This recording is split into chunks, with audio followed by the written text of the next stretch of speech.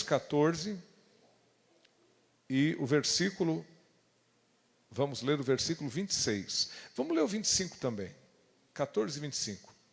Diz assim, ó: mas à quarta vigília da noite, dirigiu-se Jesus para eles, caminhando por cima do mar.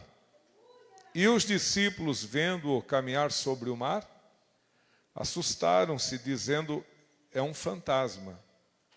E gritaram com medo.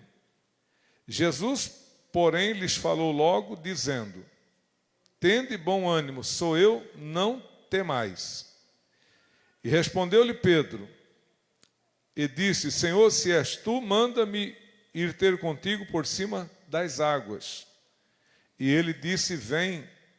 E Pedro, descendo do barco, andou sobre as águas para ir ter com Jesus, mas, sentindo o vento forte, teve medo. E, começando a ir para o fundo, clamou, dizendo: Senhor, salva-me. E logo Jesus, estendendo a mão, segurou-o e disse-lhe: homem de pequena fé, por que duvidaste? E quando subiram para o barco, acalmou o vento. Amém, meus irmãos? Eu convido a igreja a estar sentada. Glória a Deus. A palavra de Deus para nós aqui nesta noite é esta, irmãos, falando sobre os discípulos que foram fazer a travessia do mar da Galileia. E conforme nós vemos aqui na Bíblia, irmãos, era final de tarde e estava começando a noite. Então Jesus atendeu toda a multidão que estava ali com ele. Teve aquele episódio da multiplicação dos pães. Jesus multiplicou pão, deu para que as pessoas comessem, matassem a sua fome. E depois, tendo alimentado a multidão, Jesus despediu a multidão. E então Jesus pediu que os discípulos pegassem o barco e atravessassem para a outra banda do mar. Lembrando, irmão, que aqui fala mar, quando fala mar, a primeira coisa que a gente pensa é água salgada. Só que o mar da Galileia não é água salgada, é água doce. Porque, na verdade, irmão, mar não se refere apenas à água salgada, mas mar, se você olhar o dicionário da língua portuguesa, mar é um ajuntamento grande de águas. Então, esse mar aqui, ele não é de água salgada, é de água doce. Então, ele não está sujeito à maré. A gente que conhece o mar sabe, a maré, ela tem os horários da maré baixa e da maré alta. Isso varia dependendo do horário. O mar da Galileia, ele não tinha essa questão de maré. Mas acontece que o mar da Galileia, irmãos, até nos dias atuais, porque a geografia da Terra Santa ainda continua praticamente a mesma, com raras exceções, o mar da Galileia, ele é rodeado de montanhas. E pelo fato dele estar rodeado de montanhas, o que acontece? Ali há uma junção do ar quente e do ar frio, que acontece com muita frequência ali. Então o clima muda repentinamente. O clima está bom, não tem vento, está tranquilo, bom para navegar. Em questão de minutos, aquilo muda e de calmo levantam grandes tempestades. Então, quando eles pegaram o barquinho, irmãos, para sair dali e fazer a travessia, estava calmo. Então, aparentemente, irmão, ia ser moleza, né? 2 toques. Daqui, ali, é um pulinho, vamos embora. Jesus pediu que eles fossem na frente, e a Bíblia diz que Jesus ficou no monte orando. E quando Jesus orava, irmãos, ele não era como a maioria de nós, que a gente ora e dá uma controladinha no relógio para ver se já orou muito, se falta muito e tal. Jesus não, ele entrava na presença de Deus, irmãos, em oração, e ele passava horas e horas em oração. Só para os irmãos terem uma ideia, esse momento aqui de oração de Jesus era mais ou menos umas 6 e pouco da tarde que Jesus foi orar, e era 3 horas da manhã, Jesus ainda estava orando. Quantas horas deu? 9 horas de oração. Quem acha que é bastante? É bastante. Não é para qualquer um não, irmão. Isso aí tem que ter muita graça. Um culto de 2 horas, 2 horas e meia, a gente já fica, oh meu Deus, não vai acabar mais, Jesus? né? A gente já começa a olhar para o relógio, já começa a ficar inquieto, folhear a Bíblia, coçar a orelha, coçar a cabeça, porque já está entendendo que está na hora de ir embora. Agora, tu imagine 9 horas de oração. Foi o que Jesus fez aqui. Passou a noite, entrou a madrugada orando. E os discípulos, pastor? Os discípulos estavam atravessando o mar da Galileia. Algo que deveria ser de minutos, talvez um pouco mais de 1 hora, se transformou, irmão, numa verdadeira, né, dificuldade. Por quê? Porque eles já estavam há 9 horas também dentro do barco, remando, e diz a Bíblia, meus queridos irmãos, no versículo 24, que eu não li, que o vento era contrário. Então, por mais que eles colocassem força, agilidade, rapidez, né, com aquela, que eles tinham aquela prática, porque quem lembra que a maioria daqui eram pescadores? Talvez o Mateus não entendesse nada de mar nem de barcos, mas Pedro, Tiago, João, André, esses eram especialistas em barcos, em navegação, mas mesmo assim, irmãos, eles estavam ali praticamente quase 9 horas, remando para fazer a travessia, e não conseguiram. Estavam exaustos, cansados. Isso fala muito conosco também. Quanta coisa na vida da gente que parecia fácil, né? Educar um filho parece ser uma coisa tão fácil, né? Mas olha, às vezes tem irmãos aí se descabelando por causa de filhos. Não foi tão fácil como você pensou. Gerou o teu filho, ele cresceu, passou a dar luta, você está passando tribulação, está sofrendo, angustiado por causa do teu filho. Parece tão fácil criar um filho, mas não é. Parece tão fácil casar, né, irmão? Principalmente quem lê muito romance, quem assiste muito filme, que vê aqueles finais felizes, que vê aquela vida, e quem está acostumado com a vida, digamos assim, virtual, irmão, aquilo que a internet mostra, muita ilusão, muito sorriso na frente da câmera, muita risada na frente da câmera, mas quando a câmera está desligada, quando não está no foco da lente, não tem riso e não tem alegria. Porque às vezes o casamento se torna difícil também.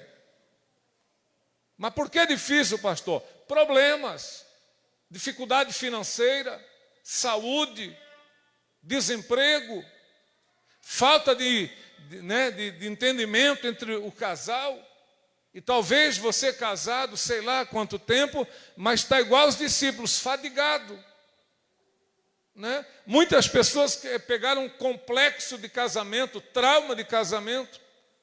Muitas pessoas estão trocando o casar por morar junto. Muitas pessoas estão trocando o casar pelo ficar. Porque é melhor, cada um na sua casa, se encontra, sai, curte, depois vai cada um para a sua casa, não tem compromisso. Se não quiser mais, cada um vai para o seu lado. Então, por que muitos estão optando por ficar só ou viver apenas sem aquele comprometimento do casamento? Por causa dos problemas. Quem não tem na sua família uma pessoa divorciada? Quem na sua família alguém não sofreu desilusão no casamento? Problemas no casamento? Às vezes você é solteiro, você senta perto de uma mulher casada, ela está reclamando do marido. Às vezes você é solteiro, você senta do lado de um homem casado ou de homens casados e eles estão falando de outras mulheres, estão falando mal da esposa. Então quer dizer, tudo que você ouve acaba criando um certo receio, um medo de casar, porque parece que casamento não é tão bom quanto alguém pensava. Por causa dos problemas. Então, meus irmãos, problemas todos nós teremos. No trabalho, na igreja, no casamento. Em qualquer área da nossa vida nós teremos trabalhos. Haverá momentos de fadiga. Momentos em que a pessoa pensa em abandonar tudo. E, sei lá, desaparecer. Mas nós devemos manter a calma. Procurar agir corretamente, amém, meus irmãos? Diga para mim, será que estava difícil aqui no barco para os discípulos? Quem acha que sim? Mas, e se eles resolvem pular do barco? Será que estava mais fácil ou mais difícil? pior. Então, talvez o que você está passando não seja tão bom. Mas talvez se você correr, você resolver abandonar qualquer coisa, seja, sei lá, trabalho, vida conjugal, criação de filhos, etc., não sei o que pode estar acontecendo com você, talvez se você abandonar é pior. Então fica firme, né? Deus tem uma palavra aqui de encorajamento para você aqui nessa noite. Deus tem um conselho do céu para você aqui nesta noite. E qual é o conselho do céu que Deus tem para nós aqui nesta noite? Fica firme, fica na posição. Confia. Porque Deus não vai deixar esse barco naufragar. Esse barco que eu estou falando não é exatamente esse bote aqui de madeira que eles estavam com remos ali remando. Mas esse barco que eu estou dizendo que Jesus não vai deixar de naufragar, pode ser o teu trabalho, pode ser o teu filho que está com a cabeça virada, não sei o que está fazendo, onde anda, pode ser o teu casamento que está passando por tribulações, mas esse barco não vai naufragar porque virá socorro de Deus nessa noite. E aquele que crê que virá socorro de Deus, levante a mão e diga glória a Deus. Deus enviará socorro nessa noite. Amém? Hoje nós temos aí, irmãos, a previsão do tempo, né? Que coisa fantástica, né? É um absurdo, né, irmãos? Eu quero ver como é que vai ser a semana. Meu Deus, que absurdo, irmão. Você olha e eles fazem por hora a previsão. Tal hora, tanto de chuva. Tal hora, tanto de chuva. Tal hora, nublado. Tal hora, o sol. Rapaz, que fantástico. Eu às vezes abro o Google, eu sempre pergunto a previsão do tempo, porque eu trabalho na rua, e aí, se o tempo está bom, não vai chover, não leva guarda-chuva, é um peso a menos para carregar. Então, às vezes eu abro e eu fico assim maravilhado. Meu Deus, que tecnologia danada, Jesus. Os caras sabem até quantos % vai chover, a que hora vai chover. E olha, irmãos, eu que acompanho, porque todo dia eu olho para trabalhar, rapaz, a previsão deles bate direitinho. Irmãos, eles sabem até a velocidade do vento. Tá hora, a que velocidade o vento vai estar, se vai ser fraco, moderado, quantos quilômetros por hora. Eles medem a umidade do ar. Eles sabem tudo pela tecnologia que hoje desfrutam. Mas nos dias aqui, irmãos, não tinha previsão de tempo. A previsão de tempo era no olho. Você olhava e você dizia, vai chover, não vai chover. Muitas vezes acertavam, mas muitas das vezes erravam. Se Pedro e os discípulos imaginassem aquele momento difícil que iriam passar em alto mar, eles não teriam ido. Muita coisa na tua vida você não teria feito se você soubesse as consequências e as lutas que você ia passar lá na frente. Mas como nós não somos dono do amanhã, o amanhã pertence a Deus e nós vivemos o hoje, nós tomamos decisões, enfrentamos situações, abraçamos algumas coisas pela fé e sei lá, em algum momento lá na frente vem a luta, vem a tribulação. E agora? Não dá para correr, não dá para abandonar, tem que ficar o quê? Firme. Amém, meus irmãos? E aí, Pedro, o que a gente faz? Vamos remar. Não está adiantando, a gente não está saindo do lugar, mas vamos remar. O que a gente faz, João? Remar. Mas não avançamos 1 milímetro, nada. Vamos continuar remando. E ficaram. Deu 1 hora, deu 2 horas, deu 3 horas, 4, 5 horas remando, 6 horas, 7 horas, 8 horas, 3 horas da manhã. A 4ª vigília da noite é 3 horas, das 3 às 6. Naquela época se dividia a noite em 4 vigílias. Não é que nem hoje, 20 horas e 19 minutos e 30 segundos. Olha só como mudou a medição do tempo, né? Como ficou fácil medir o tempo. Mas naquela época pegava a noite e dividia em 4 vigílias. Primeira vigília das 6 às 9. Segunda vigília das 9 à meia-noite. Terceira vigília da meia-noite às 3 da manhã. Quarta e última vigília das 3 às 6 horas da manhã. Era entre 3 e 6 horas da manhã, não sabemos exatamente a hora precisa, mas era no intervalo entre 3 e 6 horas da manhã, que eles estavam remando e não conseguiram atravessar o mar. Foi nesse tempo, a 4ª vigília da noite, que apareceu andando sobre as águas do mar, quem? Jesus, irmãos. Até então, irmãos, nunca se havia falado de um milagre dessa natureza. Por isso que a gente, às vezes, tem que ter muito cuidado quando julgamos um milagre, porque Deus, Ele faz coisas novas. Aleluia! Deus, Ele faz coisas novas. Né? No caso de Moisés, Deus abriu o mar. No caso de Josué, Deus abriu o rio, segurou as águas na parte de cima do rio, e eles atravessaram em terra seca. Agora Jesus, para ir até os discípulos, ele poderia abrir o mar também, pois ele tem poder e autoridade para isso. Jesus, ele poderia ter ido andando pelo meio do mar aberto, pisando em terra seca. Mas naquele dia ele quis fazer algo diferente. Ele quis vir, em vez de pisando em terra seca, ele quis vir andando sobre as águas do mar. Glória a Deus. Quem está preparado para receber algo novo das mãos do Senhor aqui nessa noite? Quem está preparado para receber algo novo, levante a mão. Não comece a se admirar, não estranhe se algo novo da parte de Deus começar a acontecer na sua vida, porque Ele opera coisas novas, meus irmãos. Ele vem andando sobre as águas do mar. Mas agora pensa, irmão, 3 horas da madrugada, aquilo devia estar escuro, irmão, porque hoje nós temos energia elétrica. Você vai aqui, quem conhece o Espinheiros, Barco Príncipe, você vai ali, irmão, do Barco Príncipe, ali na margem, você vê o Morro do Amaral todo iluminado. Você olha mais lá na frente e você vê São Francisco. Né? Por quê?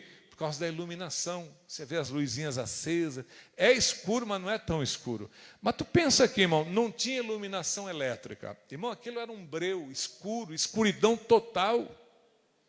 Amém? Era escuridão total. E eles estão lá no meio do mar, escuridão total. E daqui a pouco, irmãos, eles veem um vulto vindo sobre as águas. Talvez Jesus estivesse com uma roupinha branca ainda. Né? Um paninho branco assim, aquele negócio branco assim, aquela escuridão. Rapaz do céu, eu acho que até eu ficaria com medo. Porque pregar aqui é muito fácil ser homem pregando, né? Eu prego que Davi matou Golias e eu pulo igual Davi, mas se eu tivesse que matar o Golias, eu não sei o que eu faria. Então, pregar aqui e dizer que eles ficaram com medo, isso é muito fácil. Mas eu me coloco dentro daquele barco. Eu me coloco ali naquela aflição de angústia. Eu não sei se alguém aqui já pegou um tempo assim de bastante água agitada dentro de um barco no mar. Alguém já passou por isso? Eu uma vez caí na besteira, irmão. Há muitos anos atrás, nós tínhamos irmãos que eles tinham uns barcos de alumínio. Não, pastor, vamos, pastor, leva a família, vamos dar uma pescada, comer um churrasco. Caí na besteira de ir, irmão. Eu, no domingo à noite, com uma ceia para celebrar, não, mas nós voltamos 4 horas. Não, voltamos 4 horas. 4 horas estamos em casa. Beleza, dá tempo de celebrar a ceia. Peguei minha família, minhas crianças, tudo pequeno, irmão. Entramos no barco de alumínio, motor, não sei quantos HP, bem, fomos. Chegamos lá numa ilha, irmão, mas lá dentro, irmão, numa ilha, fizemos fogo, assamos carne, tomamos refrigerante, pescaram à vontade e tal. E quando foi depois das 2 horas da tarde, começou um vento. Vento. Irmão, dava onda de 1 metro, 1,5 metro, aquelas ondas terríveis. E aí eu dizia, eu preciso ir porque eu tenho a ceia para celebrar. E não, mas não podemos ir, não, mas eu tenho que ir, eu preciso ir. E foi indo, deu 2 horas, 3 horas, 4 horas, 5 horas e nada do vento parar. Vamos assim mesmo. Aí tinha uns coletes salva-vida, os adultos pegaram para eles, e eu fiquei com as minhas criancinhas tudo pequenininhas sem colete. Eu pensei, muito amigo, né? Essas horas, irmão, você acredita que todo mundo é igual aquela história, irmão, eu falo isso, alguém se ofende. É igual aquele negócio de você deixar o teu filho na casa de alguém. Não, mas a irmã cuida do meu filho como eu cuido. Cuida nada. Se pegar fogo ou se cair as duas num rio, você acha que ela vai salvar quem primeiro?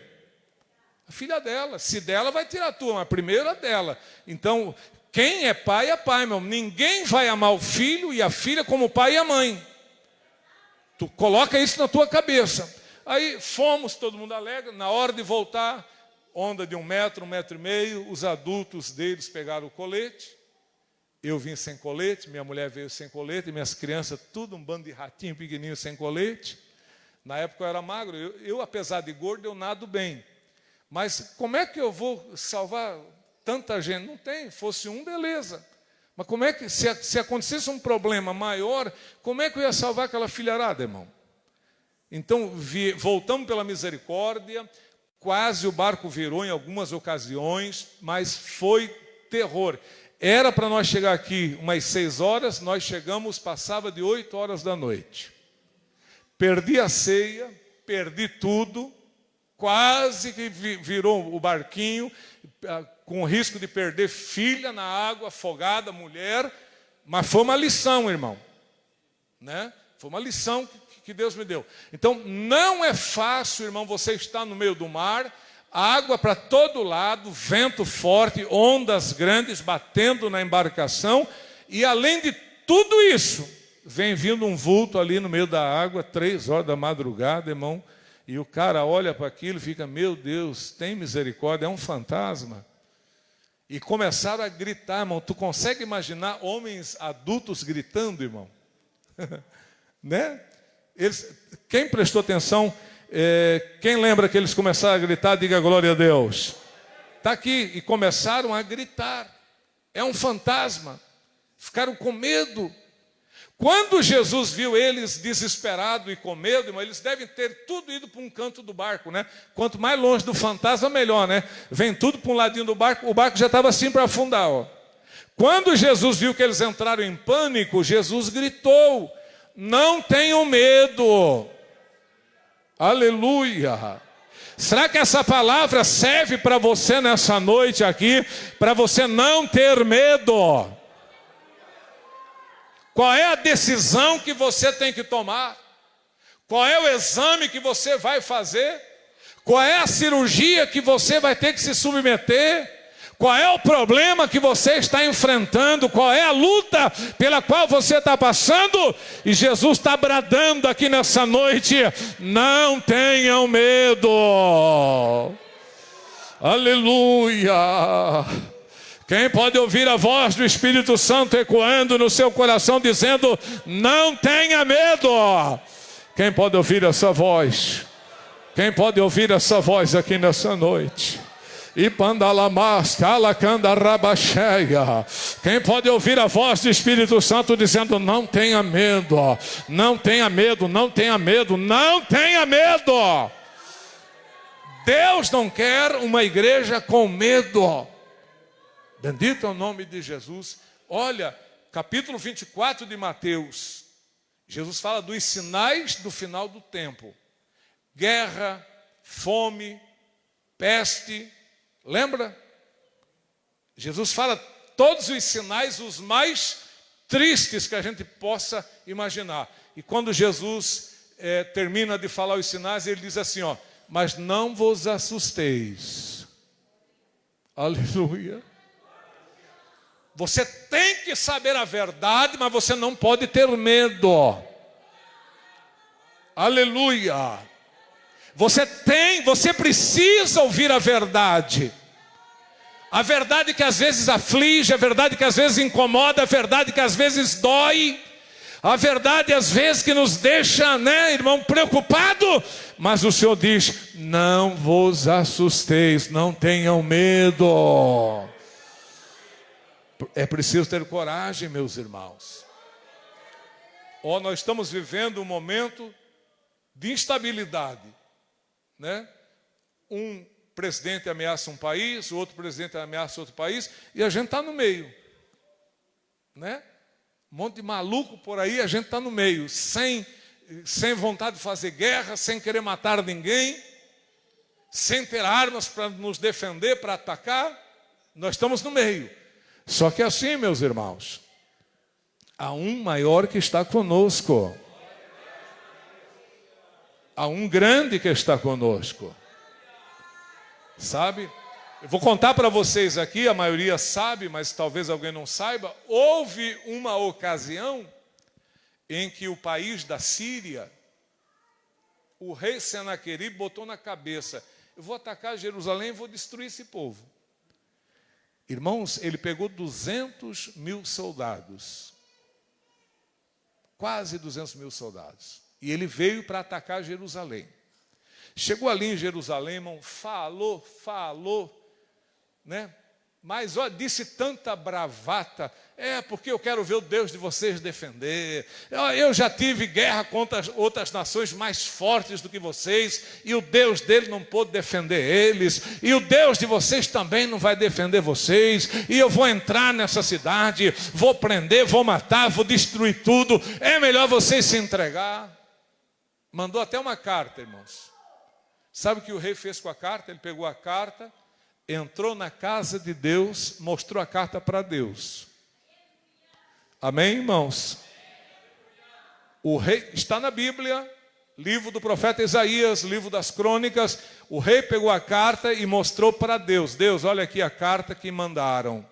Estão dizendo que vão entrar aqui, que o Senhor não é de nada, que o Senhor não pode defender e tal. Deus viu a carta que o rei Ezequias mostrou, e Deus disse assim: meu filho, tu não te preocupa. Aleluia. Porque ele não vai entrar nesta cidade.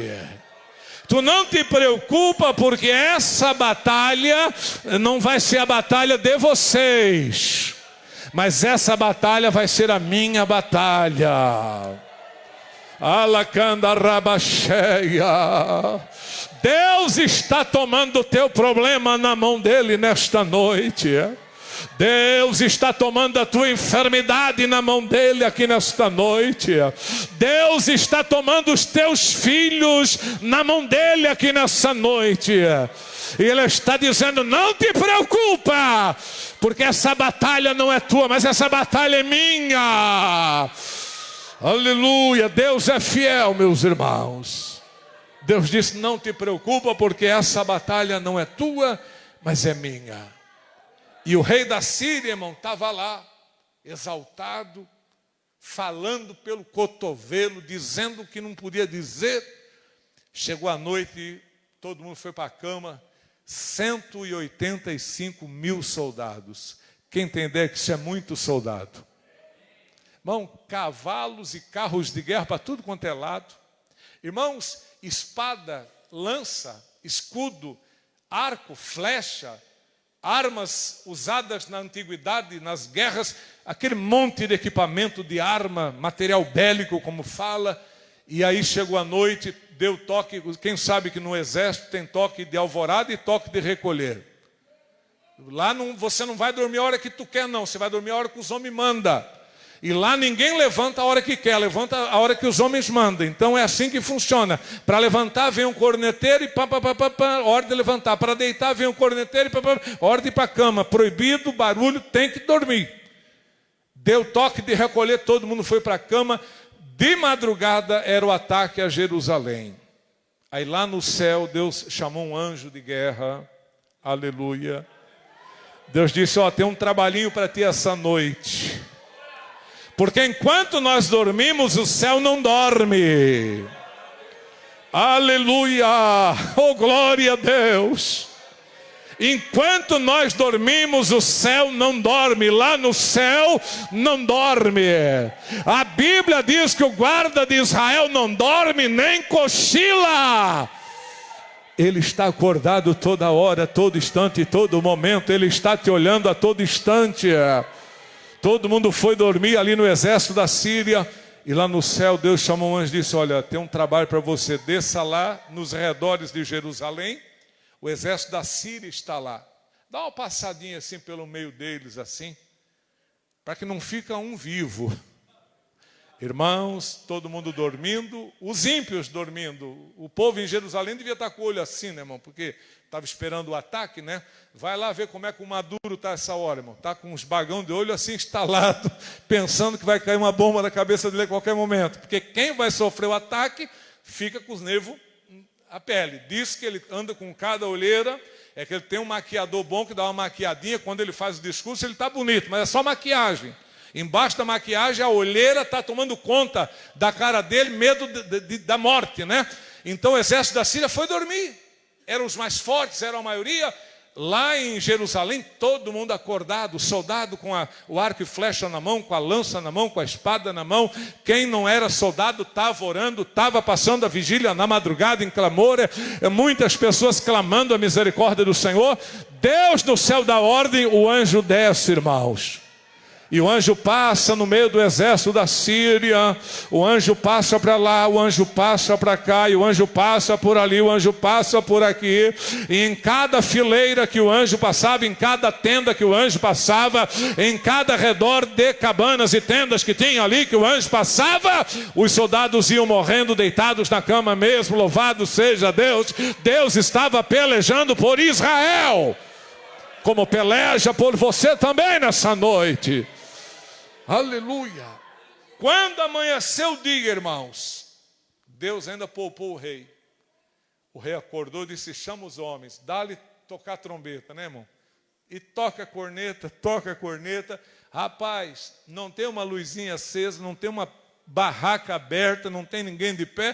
O que está acontecendo? Foram lá ver, irmão, só encontraram cadáveres. Sabe o que Senaqueribe fez? Montou no cavalo para a Síria. Quando chegou na Síria, os próprios patriotas dele o mataram, assim como aconteceu no Nepal. A ditadura nepalês oprimiu, matou, prendeu, levou o país do Nepal à mais extrema miséria e pobreza. Os ditadores vivendo uma vida luxuosa, rica. O que aconteceu? Os próprios patriotas lá o mataram. E assim aconteceu com Senaqueribe. Ele caiu, não foi pela mão de um judeu, não caiu pela mão do israelita, mas ele caiu pela mão dos seus próprios filhos, irmãos. O feitiço virou contra o feiticeiro. É por isso que a Bíblia diz: não maltrateis os meus profetas e nem toqueis nos meus ungidos. Aleluia. Israel, o Senhor disse em relação a Israel: vós sois para mim como a menina dos seus olhos. Quem já leu que Israel é para Deus a menina dos olhos de Deus? Deus tem um cuidado de Israel. Deus tem um cuidado com esse povo. E hoje, irmãos, nós não temos sangue judeu, mas espiritualmente, a Bíblia diz que nós somos o Israel espiritual de Deus. A Bíblia diz que o Senhor quebrou os ramos do velho zambujeiro, que é a oliveira brava, e enxertou neles os ramos da verdadeira oliveira. O Deus que cuidava de Israel é o Deus que cuida da igreja também. O Deus que livrava e livra Israel é o Deus que guarda e livra a igreja também. Quem crê nesse Deus que guarda e protege, diga glória a Deus. Então não tenhas medo. Amém? Se sentir medo, mas controle. Controle. Olha, irmão, as minhas filhas já estão chegando aos 40 anos. Mas eu desafio as minhas filhas a dizer se algum dia elas notaram medo no pai. Não, eu duvido. Um dia o pai mostrou medo, um dia o pai mostrou fraqueza, um dia o pai ficou assustado. Duvido, nunca me viram. O pastor não tem medo, é muito corajoso. Não, eu tenho medo, mas eu controlo os meus medos. O medo, irmão, o medo não é do diabo. Tem gente que acha que o medo é do diabo. Pastor, o medo é do capeta, o medo é do sapricó. Não, o medo é uma defesa do corpo. Escuta, o medo, ele serve de defesa para nós. Eu vou subir lá em cima desse telhado. Tem 5 metros, a ponta lá dá 7 metros de altura. Eu subo lá em cima, todos que sobem sentem medo. Porque se o cara não sente medo, irmão, ele corre lá em cima, ele desliza, ele brinca, e daqui a pouco, pela falta de medo, ele cai e se esborracha. Eu estou aqui no volante, irmão, e aí o carro está me convidando para andar 150, 160, 180, eu sou um crente desconcertado, não respeito placa de regulamentação de velocidade, e eu boto 180. Eu estou com medo. E o medo, às vezes, me faz eu reduzir e não fazer isso. Então, o medo, irmão, é uma proteção para nós. Quem consegue entender, diga amém, Jesus. Eu estou aqui dentro de casa, 2 horas da manhã, um barulho fora de casa, é um ladrão. Eu não vou abrir a porta ali, onde é que tu está, ladrão? O cara pode ter um revólver. Então, eu vou ter que defender a minha casa, e eu estou com medo, porque o cara pode estar armado, está tentando forçar a porta para entrar, dentro de casa eu tenho a minha família, que eu preciso defender, eu estou com medo. Então, o que eu faço? Eu não vou puxar a coberta e cobrir a cabeça com medo. Eu vou acender a luz e já... Peraí que eu já vou... Entendeu? Para demonstrar que eu estou ali, que eu estou com coragem, embora o coração esteja na mão.